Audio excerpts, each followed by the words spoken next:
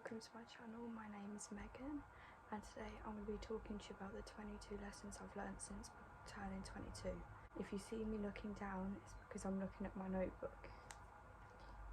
The first lesson I learned was when I'm at rock bottom, and I've been there a few times, I have learned to embrace how I'm feeling in that moment instead of forcing myself to try and climb out of rock bottom.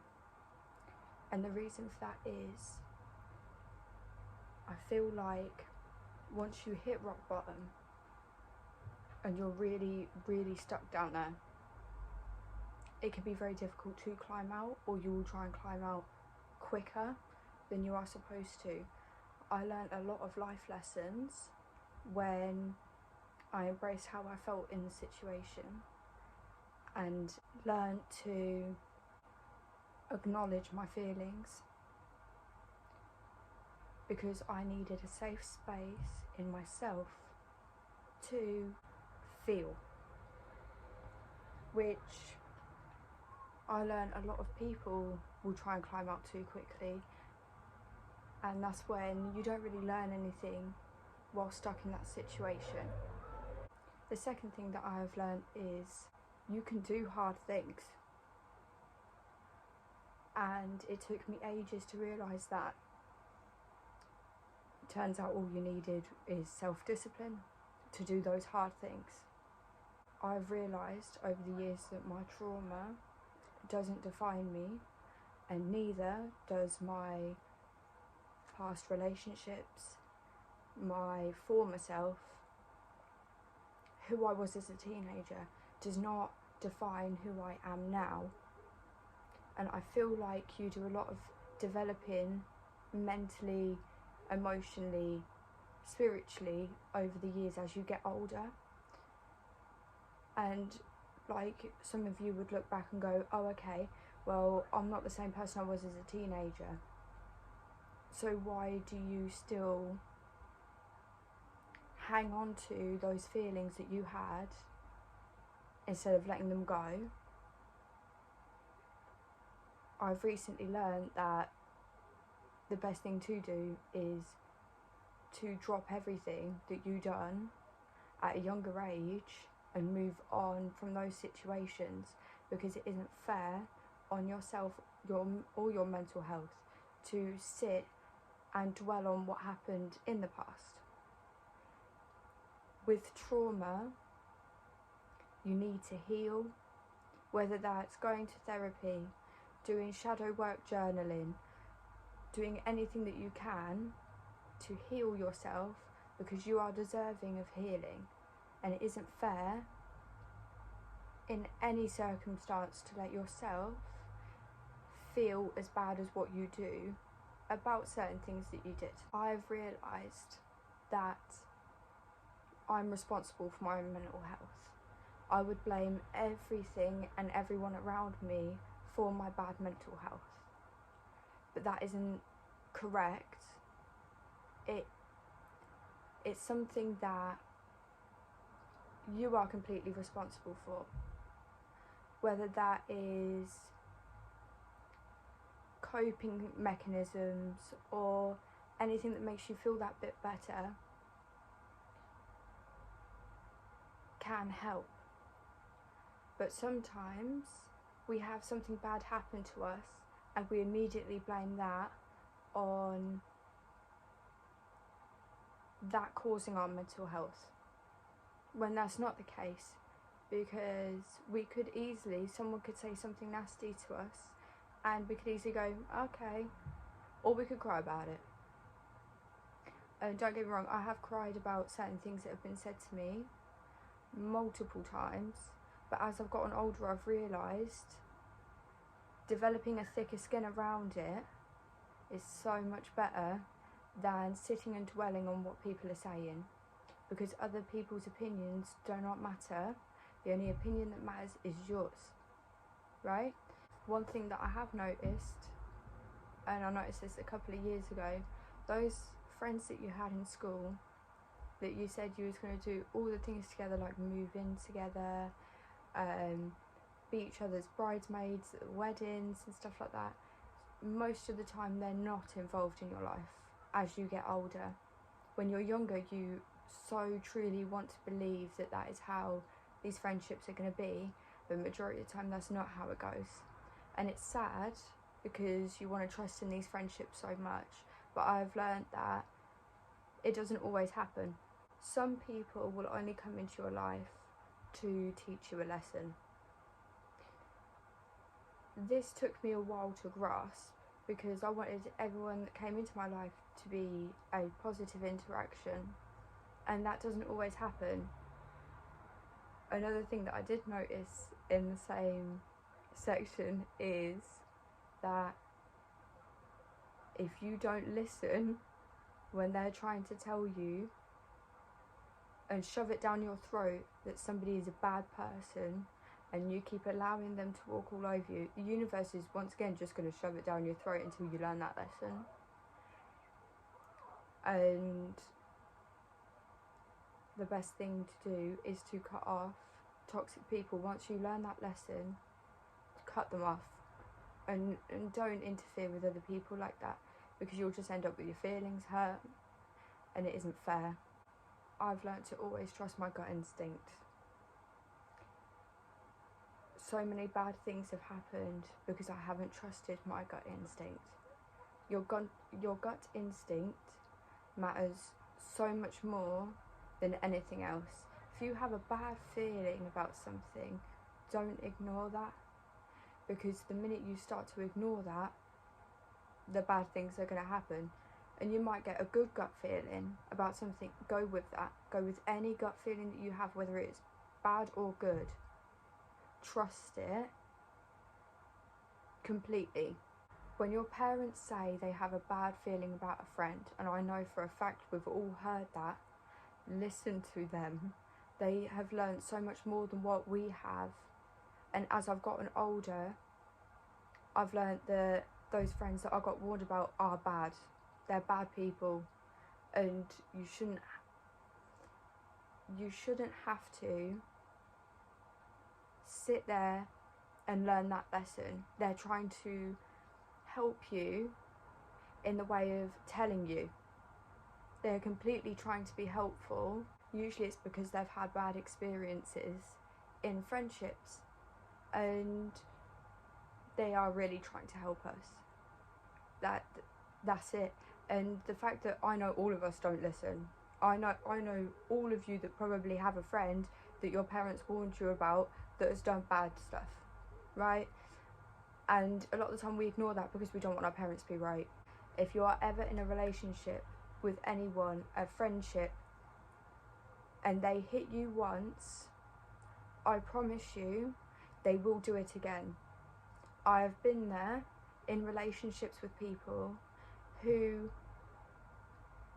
have shown emotional and mental abuse, which then led to physical. If they say anything horrible, they throw anything towards you, they try to be physically abusive or are, leave.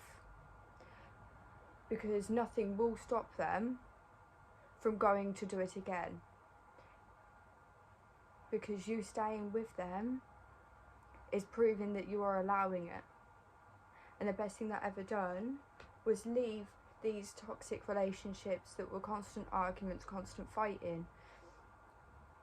There is men and women and other people out there that will treat you 100 times better than that, and they will talk to you and treat you respectfully and help you build a healthy relationship, because nobody deserves to be in an unhealthy, toxic situation. Same as if you see any red flags in any relationship, friendship, cut that off now, because those red flags are up for a reason. And I know sometimes these red flags can be weighed out by the green flags and make those red flags look a bit amber, but that doesn't mean we don't acknowledge them and go on to completely ignore them. Your feelings are valid in every situation. If you are feeling upset sad, depressed, you are valid to feel that way, and nobody should tell you otherwise, because you deserve to feel your feelings in a safe environment. And if nobody is making your feelings feel valid, cut them off. I don't care whether it is family, relationships, friends. Do not sit around and stay with people that make you feel unsafe and make your feelings feel invalid, because everybody deserves to feel their feelings. One thing that I've noticed as I've gotten older is the fact that you are your best investment. When investing in yourself, it can make you feel so much better about everything, whether that is your lifestyle, your appearance. It can make your mental health so much better. Like, whether that is buying a book about healing, whether that is like paying for a gym membership, whether it's paying to just get your nails done. It's something, but that investment you will never regret. Same as you will never regret working on yourself. Yes, it can be extremely difficult to do so, and sometimes you don't have the motivation, but you need the self-discipline to do so. Like going to the gym, that can be extremely hard at first, and some days you feel like saying, oh no, I ain't going, I can't be bothered, right? But the thing is, that helps you in the long run. You will never regret working out. You'll never regret buying that book. You will never regret journaling and healing and becoming a better person. But it can be very difficult, but it's worth it.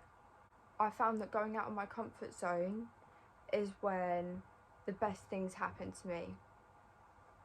So I used to be basically a hermit. I used to live at home all day. I wouldn't leave the house. And when I went on to have my child, we had to do things that included leaving the house. And I noticed such a big difference in myself. I was happier. I felt happier. I felt more like myself than I ever had. I felt more grateful about things in life. I just felt like a better version of myself being outside of my comfort zone, and it is extremely difficult at first. But I found that the more you do things that are out of your comfort zone, instead of getting anxious, you get excited. And obviously it can be very nerve-wracking, but I found that it just makes me happy being put out of my comfort zone now. I believe in doing whatever makes you happy. And if somebody doesn't like the fact that you're happy, they're undeserving. When I've had people come into my life and not be happy about me working on myself, about me trying to get out of my comfort zone, just trying to become a better version of me, I have found that a lot of the time those people don't care about you. And the people that do care will stick around to see you in all eras of your life. Whether you're extremely struggling with your mental health, they'll be there. If you're having financial issues, they'll be there. If you're having the best time of your entire life, they will be there, right? And sometimes friends will come into our life, once again, to only teach us a lesson about who to trust and who not to trust, and who to allow into our circle and who not to. And I believe that a true friend will always be there no matter what. One thing I've noticed about friendships as I've gotten older is that when you think of your best friend, you think of them as an everything friend, somebody you can go to brunch to, somebody who can have sleepovers, somebody who you can call when you really need to talk to them about something. You'll have them friends that you can say all your good news to, everything. However, there are other friendships that I've got, for example, that we only really do lunches and shopping. I have other friends who I go out drinking with. I have other friends to go to baby groups with, and they're all separate, right? And sometimes that is good to have, because then you have a variety of friends that you can do a variety of things with, right? One thing that I've learned is we know what's best for ourselves, yeah? So if you know you want to do something, and you know you want to do something, right? And other people go, oh, why are you doing that? Because it would make you happy, right? You know what's best for you, and only you, right? People can put in their 2 cents or whatever, but never listen to them. Always do what you think is best for yourself, right?